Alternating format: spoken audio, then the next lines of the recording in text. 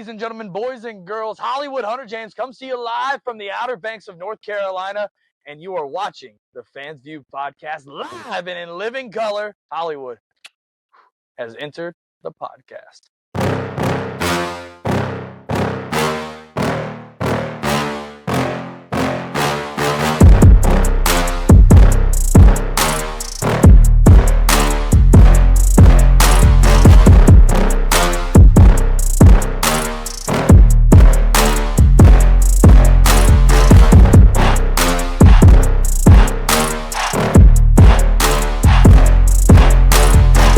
What's going on, everybody? Welcome back to another episode of the Fans View podcast. If you've been watching the independent scene, specifically in the Southeast, you've seen the confidence, you've seen the swagger, you've seen someone who walks to the ring like the cameras were built just for him. He calls himself Hollywood, and honestly, it fits. Today, we've got Hollywood Hunter James on the show. Hunter, how are you doing, brother? Welcome to the Fans View. Hey, thank you for having me. I'm doing great, man. How are you? I'm good. Another day, another dollar, right? That's what we're all striving for. Another day above ground. That's what they say. I don't know if it's always true in the world of indie wrestling, but that's where we are. Fair enough.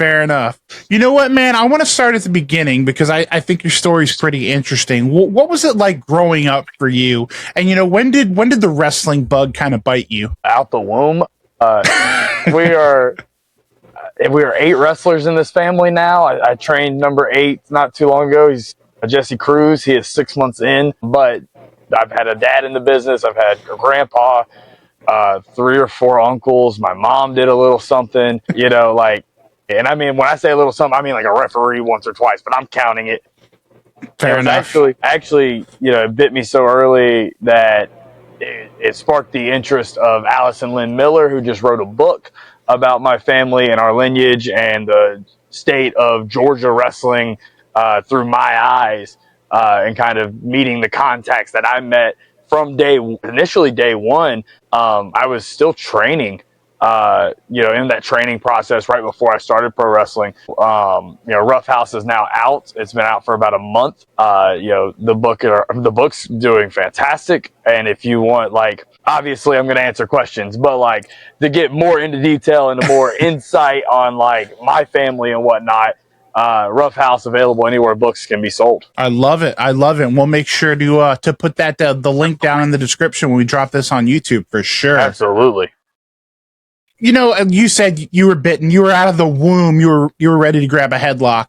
Who are some of the first wrestlers that made you say, I don't just want to watch this, I want to do this? Yeah, I think the easy answers, especially from Georgia, is AJ Styles. Even the easier answer across the world is Shawn Michaels. But it was guys like Mr. Perfect, Dolph Ziggler. Those are Randy Savage, Jay Lethal. So I always say I can't tell you who my number 1 is. I can tell you who my 1A, B, and C is, and that's Shawn, Dolph, and Perfect. They're all the 3, kind of like the same, cut from the same cloth, so to speak. Then I do Savage, and then the problem is, then I go, well, I wouldn't know who Randy Savage was if I didn't know who Black Machismo Jay Lethal was. So that was my introduction because, I'm younger, so Savage was done by the time my memory of wrestling is. But my first memory of wrestling is AJ Styles and the Ultimate X I vividly remember watching him take the drop kick from Petey Williams and go inside out and take that gnarly bump off Ultimate X. So and then CM Punk was the first guy talker. And then you have Piper because it was his influence. So I can do the cross-examination there. I love it. I don't know, when it comes to who's your favorite? I'm oh God, it is literally the hardest question in the world. I appreciate it. I can tell you 1A, 1B, 1C, and then I can tell you that it's got to be Savage. I take a lot of inspiration from Savage, and slash Jay Lethal for the athleticism because they're the modern day versions. If you can't tell, I kind of like the more flamboyant professional wrestlers. Perfect was the precursor to Shawn. Shawn was precursor to Dolph. Savage was the precursor to Black Machismo.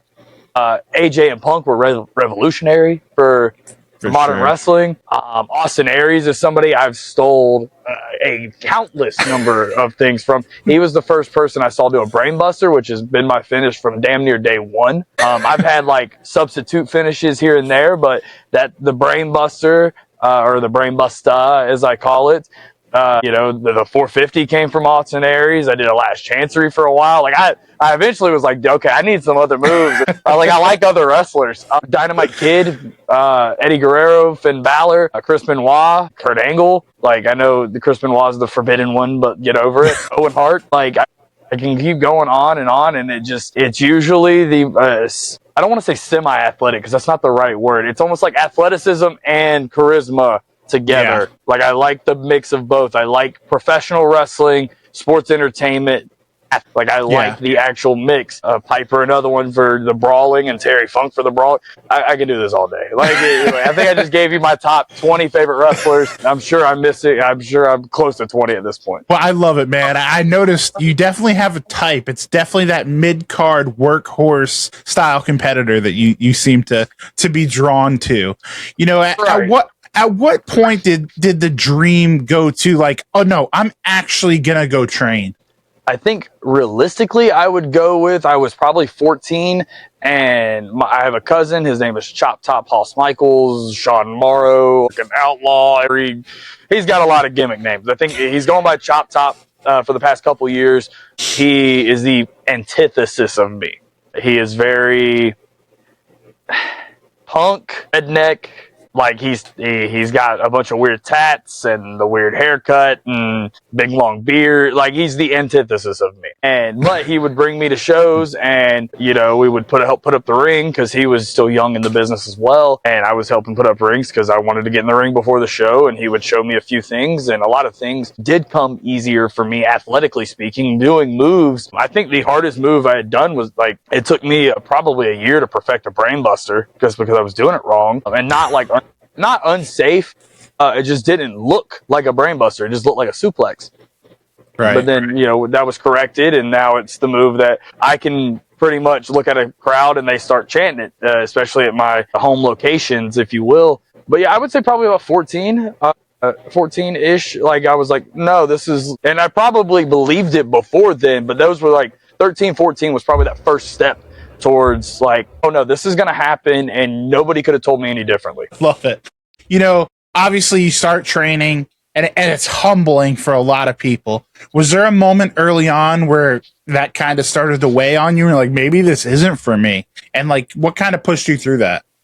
Never. The hardest. So this sound like my dad has said this, so like I'm going to steal his words. I don't know if it's necessarily true. The hardest thing ever for me was balancing amateur wrestling in high school / like a little bit of college, and then pro wrestling is trying to balance it. You've got tournaments and you've got shows, and I was leaving literally the first page in Roughhouse, spoiler alert, is he left Appalachia high school wrestling practice and went to professional wrestling training. Like, and I did this weekly, usually multiple times, and then later on, it became leaving high school wrestling practice, leaving high school wrestling practice, going to the Landmark Arena in Cornelia, Georgia. I trained 15 minutes from my house originally, and then now I'm driving an hour and 15 minutes, getting there right as training started. Granted, I got a lot of leeway because of my athleticism, and the way I knew how to convey a promo so early on. I'm not going to say they're great or good or whatever, but like I could get the point across. I wasn't stuttering. I knew how to get to point A to point B. So of course we would, they would do their normal training drills. I would do the cardio training drills with them. When they would learn, that's when I would probably take a step back and either be the bump guy and be like, hey, how do you take this bump? While the trainer was Azrael, or Slim J, or a handful of others would come, and Todd Sexton, to Kalen, would be like, okay, this is how we do this move. Hunter, come here. Here's a body slam. Hey, Hunter, did that hurt? Yeah, okay. All right, next. So, yeah, I never really felt the pressure. This is something I am stupidly dedicated. I mean, to the fact that, and I know it because if we want to just take today as an example, and I would say for the past couple years, it's been different ways of getting to my trainings and whatnot. But like now I'm so strict over the past probably 6 months. I've been so strict on my schedule of like, I'm up at 5, I'm out the door at 6, at the gym at 7. I leave at 7:15 from doing, I'm sorry, 8:15. I'm doing about 45 minutes of cardio plus some little stretches and some ab workouts, whatever. And then around lunchtime, I'm back at the gym doing a 45-minute to an hour lift. And then after work, I'm either doing cardio or I'm training in ring, or I am getting like circuit training in for cardio. So, and in between there, like before I got on here, I did circuit training while my chicken was cooking in the oven. And I came down here. The grind never stops. The grind never stops. And, you know, so, and then there's some days where I am doing, you know, double cardio. Some days I'm tape studying while Cheyenne Michaels, you know, for, I guess, the previous podcast listeners, you know, my girlfriend she's packing her bag, and I'm sitting here watching wrestling going, oh my God, I guess there's this and that and the other, and I can pick and pull. And she's like, didn't you watch this? I said, yes, but there's a different reason I'm watching it again. And she's like, she just sits there and like, and kudos to her. I mean, she puts up with all my craziness, and like, my God, why are we up at 8 a.m. on Saturday? Well, we're going to have to drive 4.5 hours. We got to be there at 3. We still got to go to the gym. I got to shower. Like, you can stay. And she's like, no, I'll go. Like, I know there's no way she wants to go to the gym at 8 o'clock in the morning when we get home from whatever show at 2 in the morning. No. Right. But she puts up with it. So big kudos to her. I love it. I love it. Yeah. When this airs, she'll have been last week's guest. So make sure you guys check out Cheyenne's interview as well. You know, something I wanted to touch on is Hollywood, because it's very interesting. A lot of people have that, like, you know, confident, cocky gimmick, but I feel like you pull it off in such a way that makes you stand out. You know, the name, the vibe, the confidence. When did Hollywood Hunter James kind of become the vision, and how much of that is you amplified, or is it just completely character driven? So it happened in Winston-Salem, North Carolina at NWA. We were there for Crockett Cup 2023, I want to say. Okay. And I did a dark match. I had like an 8-man tag match. We had 5 minutes or 6 minutes. I think they even gave us 6 minutes. I think we even got lucky and got 6. Don't worry, we only went 4.5. And then that was like, I was put in charge of like making sure everybody stayed together. We did this match, and I came to the back, and Austin Idol had asked me, hey, can you talk? I would say, so yeah. I don't know. Yes. The answer is always yes. Absolutely. I can do it. Can you jump off a building? Yeah, I don't want to, but I will. I mean, if it gets me, I like money. You know, in the words of Vince McMahon, will it make me money? Will make me money. That's it. So, and I have a friend, his name is Judas. He walks by and he's kind of listening. Michael Judas, the man known as Frank, now on NWA. Big guy. Big gay. So Austin goes on this rant, and he ends up going, we want to change your name, or I want to change your name to Gorgeous Georgie Graham. And I go, and before I could even get a word out, Judas goes, that's stupid, and just grab, pretty much like, come on, kid. And like, we walked, and we went and got catering, we're sitting there, you know, got some praises throughout the day. And like, I was kind of in my little rant, and I was like, oh, Gorgeous Georgie Graham, like, what is this? Like, we're not in 82 anymore. Georgie, like, I mean, Graham, whatever, but like, why can't I be handsome Hunter James or Hollywood Hunter James? Light bulb went on. And right. I'm a huge Hollywood Blondes fan. They're top 5 favorite tag teams of all time, if not top 3. And so first thing I did is that, funny enough, I kind of had a Stunning Steve Austin jacket at the time with sleeves. It was technically the Fabulous ones. So I had a Fabs jacket, and I was like, oh my God. So I run over there, and I got some pictures, and I did the Hollywood. So I'm right here, and I'm doing the camera roll, you know, and I did lights, and I'd point up, and I did camera, and I did action, and you know, and I just kept playing with it. And I got back, and I was like, okay, so I can play on the Hollywood Blondes bit. I have the Stunning Steve Austin blonde hair, a little bit of facial hair. So I'm like, okay, I've got the Stunning Steve look. So I got something here. I'm a huge fan of The Challenge on MTV. I love Johnny Bananas. He is the man. Like, I think he's the coolest, like, non-wrestling guy ever. Like the way he plays the cast like a fiddle during that show, I'm like, that's me. Like I was that guy in high school, and I would play my teammates like a fiddle, and I have no shame in my game. Like I knew if I needed something done, I knew I needed to go to a specific person to do a specific job, and and let the domino effect unravel and see what happens. If it blows up, it blows up. It is what it is. So I was like, okay.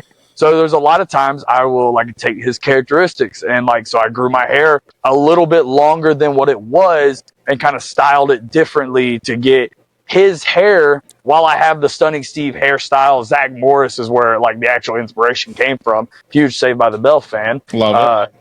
So I was like, okay, but a lot of people in wrestling is going to say Stunning Steve. I say Zach Morris, to whom's their own. So I started styling almost like Johnny Bananas, and I was like, okay, there's some, like I watched every season he was on just to see how he would carry himself around larger individuals during a challenge or smaller individuals during a challenge, how he would turn cockiness into confidence to just those little details, and how if I was a challenger, if my thing was I am an MTV challenge contestant and just happen to be a pro wrestler. Right. You just put me in a pro wrestling setting. That's what Hollywood almost, I think, is to me. There's little nuances, but like I see myself as this is like the MTV challenge, and I can I'm a real person with over the top personality, but I'm not a larger than life character. Like I'm not, you're not a caricature of anything.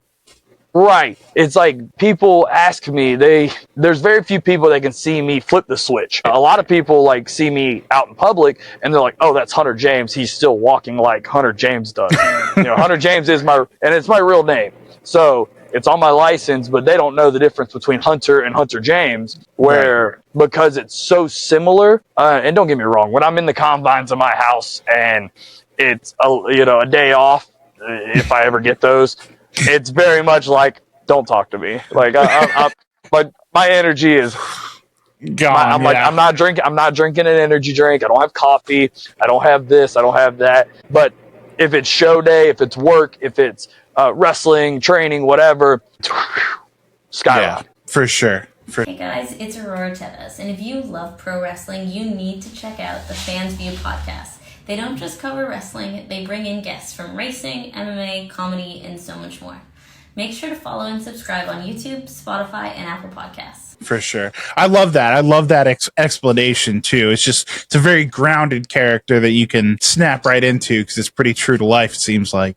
Absolutely. On the flip side of that, obviously, you're not just a gimmick. You're like we talked about, all of your idols and the people you looked up to were all workers, workhorse kind of competitors. How would you describe your in-ring style to someone who's maybe never seen you work before? Classic. Okay. I think classic wrestling, almost, a lot of people have said this, and I like the comparison. It's almost like when you watch the quote-unquote light heavyweight BCW, maybe 92, 93, where I'm not the lightning quick wrestler. I can be, but I'm not. From a realistic standpoint, when I think of a lightning fast wrestler, usually a fast kick is usually not as impactful. Mm-hmm. There's a moderate speed to it. Just like when you see a big guy throw a roundhouse kick, we'll use, I don't care. Luchasaurus, I don't care. Like I care about getting in trouble. I don't care. But Luchasaurus, he does the tail whip, the roundhouse kick. You should be able to duck that. I mean, don't get me wrong. You're dazed and confused and everything else. But if it was just a case of it's you versus me, you are good to go. If I throw a really quick one, you'll flinch and I may whiff you. If I throw a really slow one, you'll duck it. But if there's that middle ground, that's where I am. I am a big proponent, like I said, Shawn Michaels, Dolph Ziggler, Mr. Perfect, Macho Man. There's like most of these guys that I listed off didn't go 100 miles an hour. A lot of them were methodical with some athleticism. There was a way of presenting their athleticism. I'm a really big, bump and sell guy, if you will. That's why those are 1A, 1B, 1C. With the athleticism, their bumping and selling was everything. I mean, I can tell you right now, I am the one guy in the locker room, more likely than not, that I'm going to go. First of all, I can take any bump in the world. And second of all, I can make that bump actually mean something. So a classic style. Right. So I am a big proponent. I love British pro wrestling. I do love Japanese wrestling to an extent. I'm not really familiar. Like, I would be hard pressed to say I like early 90s, early to mid 90s Japanese wrestling. The Mudas, where the you go. Muda. I do like Tanahashi. He's probably like the one modern one. I know he's done, but like the one more modern character I like. Right. Liger, when WCW used to go over there and they would bring Stunning Steve and the Steiners, Pillman and X, Y, and Z over there. Sting, I loved it. Because I do think that hard-hitting style, there's a place for it. I think there's a place for everything in pro wrestling, even though it may not be my favorite. Right. But yeah, I would say that early to mid 90s WCW, light to middle, not like, I'm not saying like cruiserweight, but I would say that light heavyweight, your Johnny B. Bad, your Brian Pillmans. I love me some Johnny B. Bad. I know Macho Man is like considered a heavyweight, but he wasn't that big. Those I like.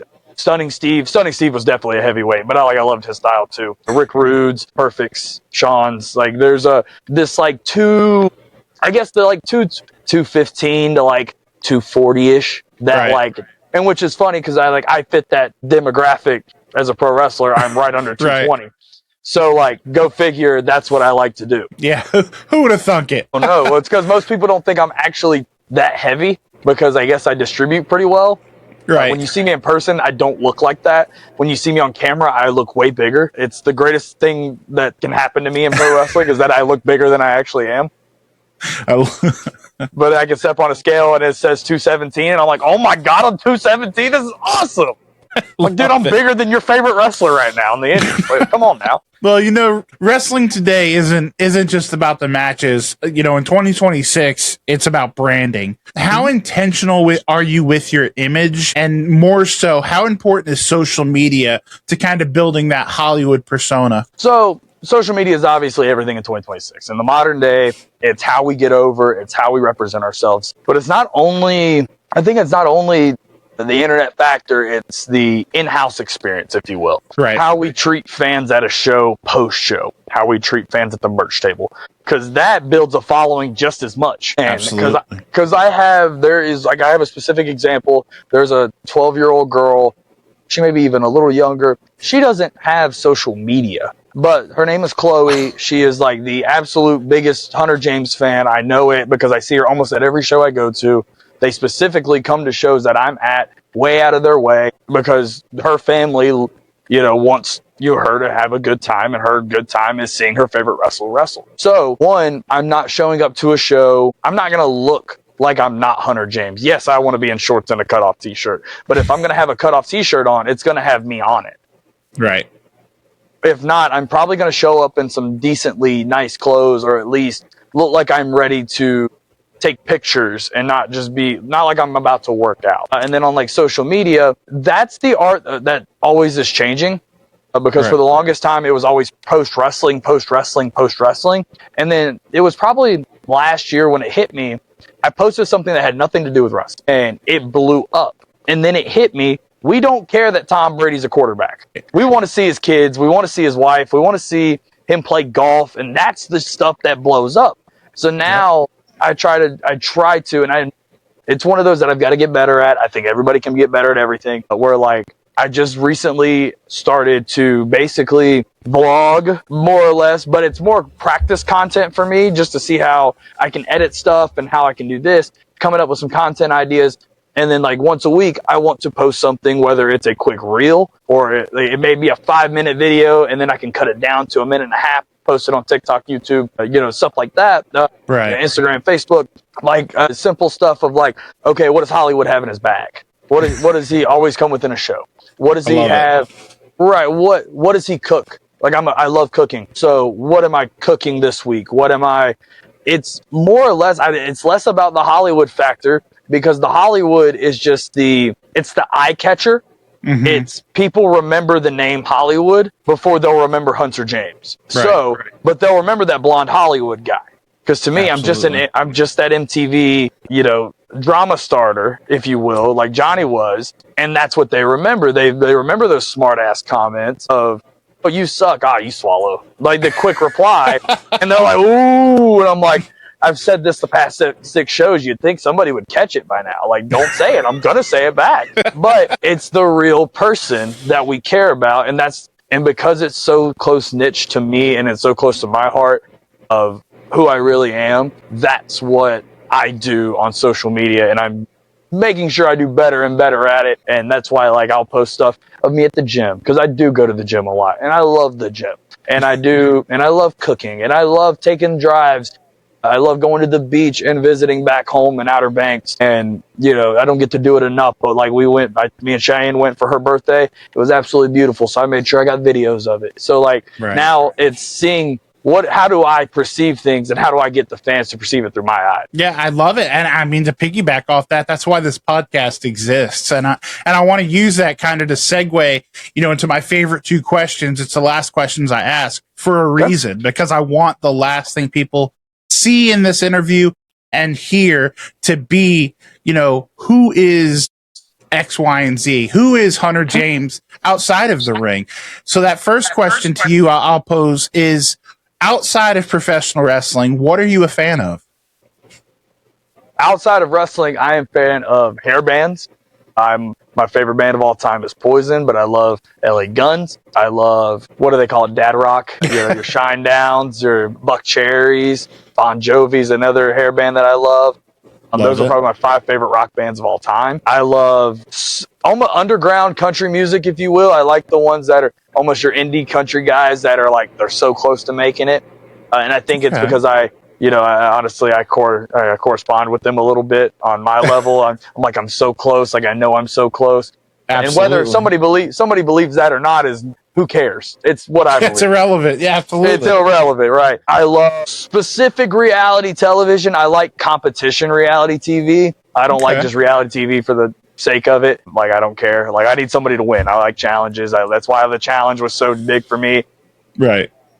I love the beach. It's just relaxing. It's why Outer Banks is the most relaxing place on earth. It genuinely is paradise on earth. I love TV shows. Am I more TV shows than movies? Oh, I don't know. I could probably go back and forth, just because like TV shows, obviously you get more details because they go longer. Right. But there's nothing wrong with like watching Roadhouse. Like, Roadhouse is my favorite movie of all time. I love it.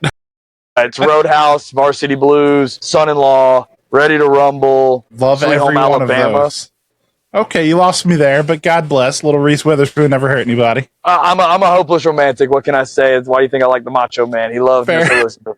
Fair enough. Yeah, outside of, and I'm taking working out, nutrition out of it. I do love that stuff, but like that corresponds with wrestling. But those are like some things that I genuinely love to do, just from a personal standpoint. It's stuff that me and Cheyenne, where she'll have her different flavors. Like, when you go to the weekends, especially starting like Thursday nights all the way through to Mondays, we're pretty much together. So and it's in a car, at home, in a car, at home, in a car, at home.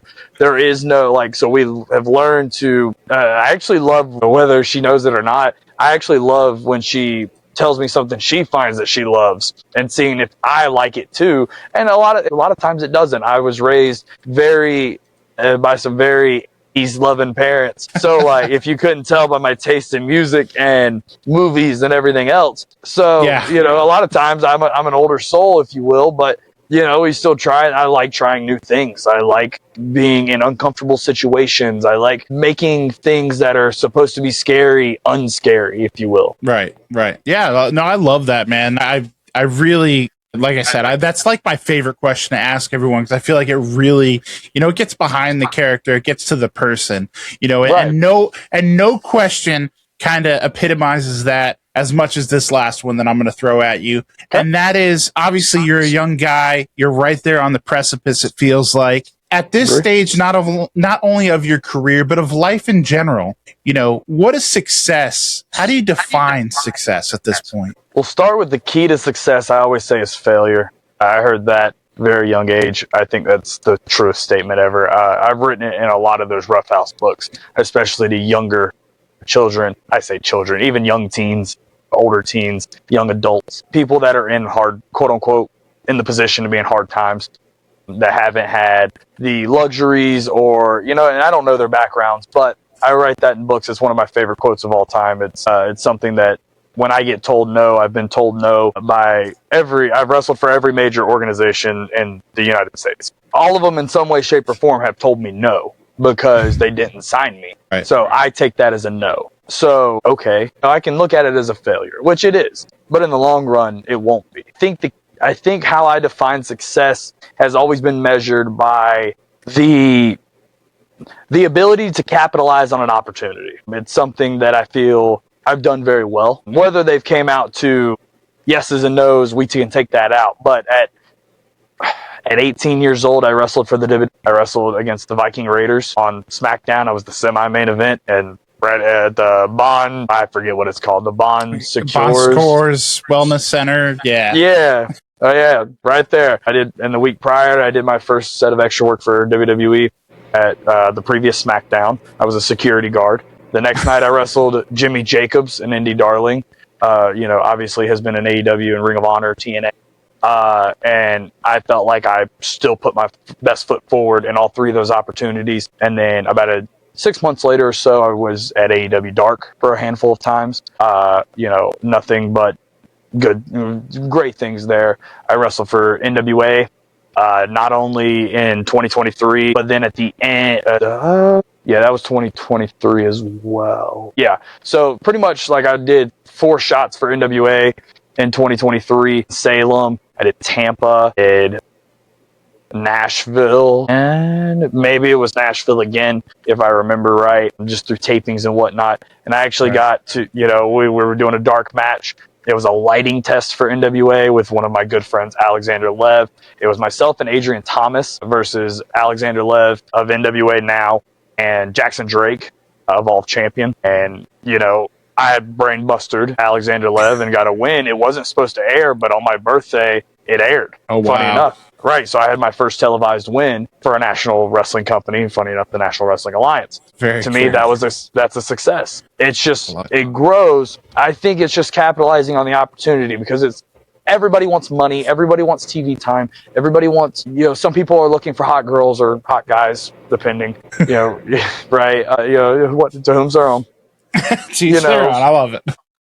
Yeah, we all look at it differently. I just think that because to me, it's the feeling. It's not the physical thing. It's not the fame, the fortune, as much as Hollywood. That's the key difference between Hollywood Hunter James and Hunter James the person, is that to me, Hunter James the person wants the feeling. He wants to go back through the curtain and go, "Whew, I killed that," or do I come back through the curtain and go, "Man, that match had so much potential, and I did this, or he did that, or we, more importantly, didn't execute." It's really the feeling for me where Hollywood Hunter James would want the money, the fame, the success, this, that, and the other. To me, it's really just the feeling of capitalizing on an opportunity and making the most out of the least bit possible. When having 6 minutes for NWA and making the most out of it, getting the win is cool. It's even cooler when you're like, oh my God, there it is. It's on TV. like win, lose, or draw. Like, it's on TV. I remember telling my grandma after a SmackDown match, I said, I promise you, I'm going to get a win on TV, because to her, wins matter the most. Right. Like, in my family, she's like, the wins matter the most. I said, you are going to see me win on TV soon. And that's awesome. She saw me, versus when we go to the Viking Raiders match, it was 3 minutes tops. Right. And I was legal the whole time in a tag match, meaning I got to sell the whole time and I got to bump the whole time. So my job that night was to be the best bumper and seller there was, and Triple H heavily complimented me for that. It was the first night he was in charge. So, and I had the very nice fortune of Gregory Helms letting me, he was like, "Hey, did you say thank you?" And I was like, "No, can I?" And he goes, "Yeah, come with me." And he was like, made me sit outside a gorilla, and then he's like, "Hey, just come on." And I understand why they wear suits in there, by the way. It's the coldest room I've ever been in my life. The feeling is how I gauge success, though. Love it. I love that answer. That's a different one than I've heard before, and I've heard a lot of different answers. So kudos to you for that. Hunter, I just want to tell you, man, this has been a freaking blast. Hopefully this is the first of many appearances. Please. Tell people where they can find you, you know, like you said, the book, your socials, upcoming shows, whatever you want to plug, my man. Now is the time. Sounds good. I am Hollywood_HJ_ on Instagram, Facebook, Twitter, Threads, anything attached to those. TikTok is she loves Hunter J, because, well, everybody knows that she loves Hunter J. That one's been it for years. It was even long before Cheyenne, so it's even funnier now. I have a YouTube channel. I usually post my weekly matches there. Soon there will be more content, especially now that I bought a handy dandy couple microphones today, so we'll see what happens with those. I'm trying to think. We just did Deep South Wrestling this weekend. I know this episode won't come out for a little while, but we'll be follow Viral Pro Wrestling, Southern Fried Championship Wrestling, Southern Honor Wrestling, Squared Circle Action Wrestling. Trying to hit the big ones, right? Coastal Empire Wrestling. A Scrappy Championship Wrestling's a fun one on the weekends on a Sunday afternoon, right after church, right before dinner. I think and then if I haven't said Deep South Wrestling as well. You know, follow them. You'll get their dates. I'm not sure when this will drop. Rough House is available on Amazon. It's available at the merch table. It's available at anywhere books are sold. Father, a Son, and the Pursuit of Pro Wrestling Glory is the name. I think that is it. ProWrestlingTees.com for t-shirts if you're nowhere near me. Please go buy one, because I usually rip off old school wrestlers and make them my own. So go figure. You know, there's a if you can figure out, if you tell me where the inspiration came from, I'll mail you a shirt myself. Hey, there you go. I love it. I'll do it. Yep. I love it. Well, like I said, Hunter, this has been a lot of fun. Guys, make sure you go support him. We're going to link everything, you know, down in the description of the YouTube video and of the podcast. If you can't support monetarily, just shoot him a follow, a subscribe on YouTube. You know, those are always free and appreciated. Please. If you have the means, go grab yourself a book, go grab yourself a t-shirt. Just make sure you're checking out Hollywood Hunter James, because I think there's some big things on the horizon. And let's not forget to give a plug to Miss Cheyenne Michaels. Go follow her as well, because you can't have the beast without the beauty, right? Absolutely. Can't have Macho without Liz. Can't have Punk without AJ. So on and so forth. There it is. Well, guys, like I said, make sure to go support Hunter wherever you can, whether it be monetarily or not. And don't forget, most importantly, guys, call your mom. If you haven't liked or subscribed, you're going to be joking me.